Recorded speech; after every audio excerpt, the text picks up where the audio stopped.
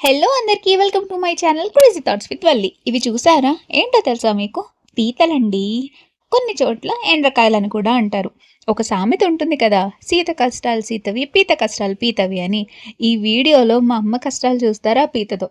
Skip చేయకుండా అయితే చూడండి, ఫుల్ ఫన్ ఉంటుంది. మా పిన్ని ఊరి నుంచి అయితే తీసుకొచ్చింది వీటిని. బ్రతికున్నవే. వాటిని చూసారా, తాడుతో కట్టేశారు. లేకపోతే అవి కరుస్తాయి. ఇక ఒక పట్టు పట్టిందో అంతే సంగతి. అయితే ఇవి చేయడం చాలా కష్టము. వీటిని మండపీతలు అంటారంట. సముద్రంలోనే దొరుకుతాయి ఇవి. వీటిని ఇంపోర్ట్ కూడా చేసేస్తున్నారంట. అదే ఇక్కడ 400 కేజీ ఉంటుంది, 500 కూడా ఉంటుందంట. సో కేజీ అంటే 10 వచ్చేస్తాయి అనుకుంటున్నారేమో. కాదు, 3 మాత్రమే వస్తాయంట. అయితే మా అమ్మ పీతని పీతే మా అమ్మని ఎన్ని ముప్పు తిప్పలు పెట్టిందో వీడియోలో అయితే చూస్తారు. చూసారా, మా అమ్మ వీటిని ఎలా చేయాలో యూట్యూబ్లో సెర్చ్ చేసి మరీ చూస్తుంది. చాలా కష్టంగా చూస్తుంది పాపం, చాలా భయం అన్నమాట మా అమ్మకి ఇవి చేయాలంటే. సో ఇక్కడ చూడండి ఒకసారి మా అమ్మ వాటిని కాళ్ళవి ఎలా విరుస్తుందో.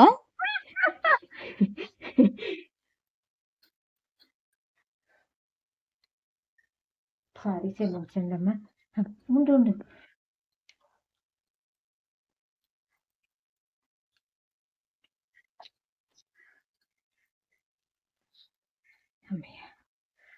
ఇంకా 2 ఉన్నాయి పెద్దవి. ఏ గట్టిగా ఉంటాయేమో. అది తాడు కట్టేస్తుంది కదమ్మా, అందుకనేమో. ఇప్పుడు తాడు తట్టు లాగేసింది. అవునా? అయితే కొంచెం ముందుకు వేయలేము దాన్ని. చాకిలది.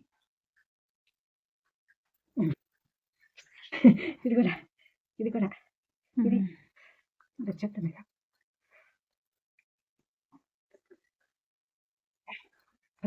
చెట్లతో కట్ చేయాలి.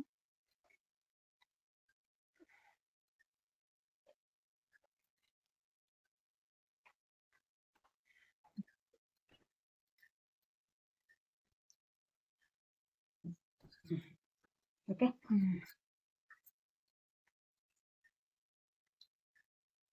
ఇంక ఈజీగానే వచ్చేస్తుంది అనుకుంటా. ఇది కూడా కొంచెం గట్టిగా ఉంటుంది. దీనికి ఇది కూడా తెలియాలి. ఇది వండరా, ఇది వండుతారా? ఇది వండరా.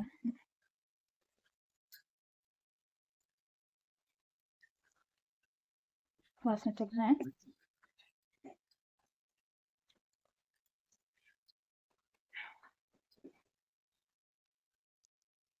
కొంచెం ఆగుతారు. సరే ఆచచ్చు.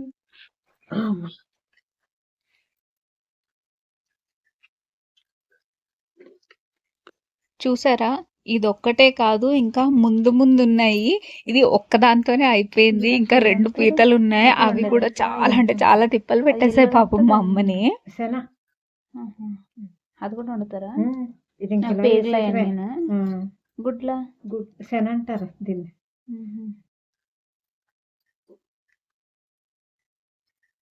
వచ్చేసింది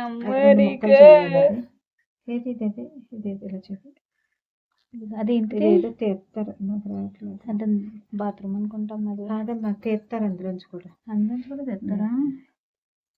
అందులో గుడ్డు శన ఉంటుంది. ఇది చూడిది ఇలా పట్టుకుంది. వదిలేసింది. వదలలేదు, పట్టుకుంది. వదిలేసింది, పట్టుకుని ఇంకా నువ్వు తీసావు కదా దాన్ని. దాన్ని ఏం చేస్తారు?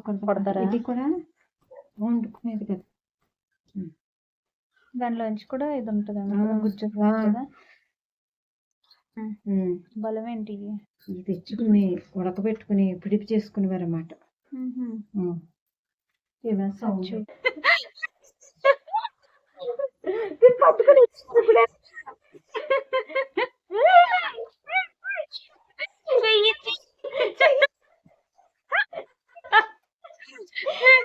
దాన్ని అందులో వేసేయమ్మా, లేకపోతే అగదు ఇరిగిపోయిందమ్మా దాన్ని పన్ను. అయ్యయ్యో,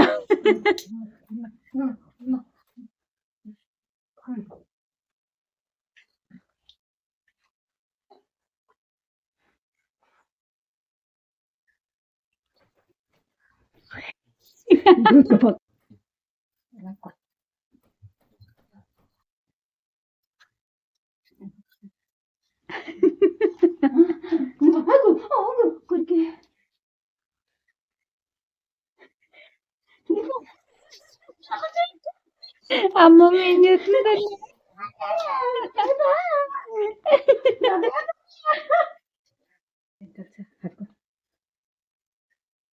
సో చూసారు కదా మా పీత ఎన్ని కష్టాలు పెట్టిందో మా అమ్మని. కోర్స్ పాపం అది చాలా బాధపడింది అనుకోండి. చూసారా, అది చివరి నిమిషంలో కూడా దాని ప్రయత్నాన్ని అస్సలు వదలలేదు. ఆ చేప ఆ సిజర్స్ని అయితే ఎంత గట్టిగా పట్టుకుందో చూసారా. సో ఇక్కడ పీతని నీట్గా వాష్ చేసేసుకున్న తర్వాత నీసు వాసన పోయేంత వరకు మనం వాష్ చేసుకోవాలి. పీత అనేది చాలా నీసు వాసన వచ్చేస్తుంది. నీట్గా వాష్ అయితే చేసుకోవాలి. తర్వాత అయితే అమ్మ ఆగలేస్తోంది. ఆగలేయడం అంటే ఉప్పు, కారం, పసుపు వేసేసి కాస్త నూనె వేసేసి ఫస్ట్ స్టవ్ మీద అయితే మనం పెట్టేసుకోవాలి. లేకపోతే మొత్తం నీరు వచ్చేస్తుందంట, పాడైపోతుందంట.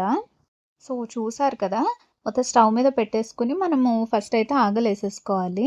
మనం ఒక 2 డేస్ తర్వాతనా వండుకోవచ్చు, లేకపోతే అదే రోజు ఈవినింగ్ అన్నా వండుకోవచ్చు అనమాట. మొత్తం ఉడికిపోవాల్సిన అవసరం అయితే లేదు. కాస్త ఫ్రై అయితే సరిపోతుందనమాట. ఇంకా కూర కోసం అయితే ఉల్లిపాయలు, టొమాటోలు పేస్ట్ అయితే చేసుకోవాలి. అందులో మిక్సీ జార్లో అయితే ఉల్లిపాయ ముక్కలు, టొమాటో ముక్కలు, అల్లం, వెల్లుల్లి, ధనియాలు, జీలకర్ర ఇవన్నీ వేసేసుకుని మనం మిక్సీ పట్టేసుకోవాలి. పేస్ట్ అయితే మనకి రెడీ అయిపోయింది. ఇంకా కాస్త పచ్చిమిర్చి కూడా మనం పక్కన వేసుకోవాలి. అందులో మాత్రం వేసుకోము. సో ఇదన్నమాట మన ఆగలేసుకున్న పీతలు. ఇంకా ఆయిల్ వేసేసుకుని కడాయిలో కాస్త కరివేపాకు, మనం తయారు చేసి పెట్టుకున్న పేస్ట్, కాస్త పసుపు వేసేసుకుని బాగా ఫ్రై చేసుకోవాలి. ఆయిల్ కొంచెం పైకి తేలేంత వరకు ఫ్రై చేసుకోవాలన్నమాట.